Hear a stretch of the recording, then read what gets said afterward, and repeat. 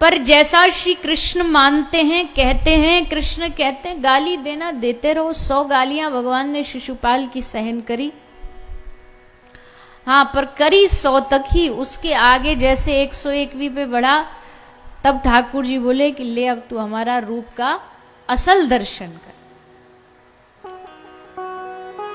तो वैसे ही भगवान के भक्तों को भी होना चाहिए। जैसे मैंने पहले भी कहा, अक्सर कोई हमारे ऊपर प्रश्न उठाता है, हमें गलत बोलता है, लांछन लगाता है, तो हम मन से टूट जाते हैं, मन से परेशान हो जाते हैं।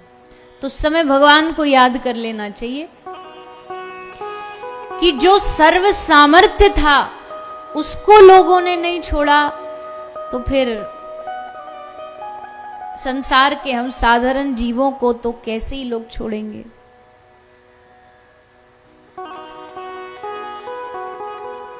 तो भगवान ने जितनी भी लीलाएं करी हैं, सबका उद्देश्य अलग अलग है।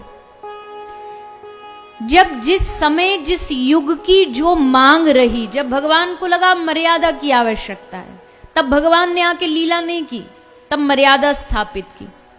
द्वापर में भगवान को लगा कि मर्यादा तो स्थापित है, अब थोड़ा रस बढ़ना चाहिए, प्रेम रस बढ़ना चाहिए, और उसमें थोड़ी बहुत मर्यादा तोड़नी भी पड़े तो कोई बात नहीं, तोड़ देंगे।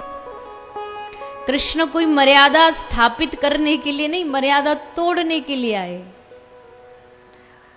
कोई लीला उनकी ऐसी नहीं जिसमें ठाकुर जी ने मर्यादा रखी है।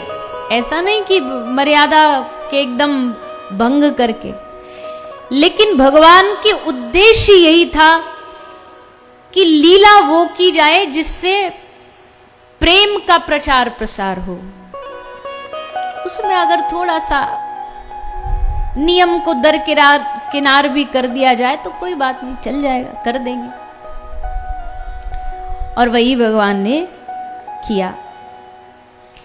इसीलिए भगवान साक्षात आनंद मूर्ति, आनंद विग्रह, सच्चिदानंद विग्रह रूप धारण करके बाल स्वरूप में, बालक के रूप में इस धरती पर पधारे हैं। और जो भगवान इतना लाडला है, इतना दुलारा है, सोचो वो भगवान जब बच्चे के रूप में, वैसे तो कहते हैं बालक, वैसे भी कोई साधारण जगत का बालक भी होता तो कितना प्यारा लगता है। छोटे छोटे बच्चे जब लाल जी के जन्मोत्सव में वो लाला बनते हैं, कन्हैया बनते हैं, तो सारी दुनिया में एकटक उनको ही देखती रहती है, निहारती रहती है। ऐसा सुंदर स्वरूप होता है। तो जब संसार का साधारण बालक कृष्ण रूप धारण करके इतना सुंदर सुहावना लग सकता है, तो हमारे ठाकुर जी जब अवतार लिए होंगे तब उनकी सुंदरता कितनी अद्भुत होगी। उनकी सौंदर्यता, उनकी कोमलता, उनका हास्य कितना मधुर होगा।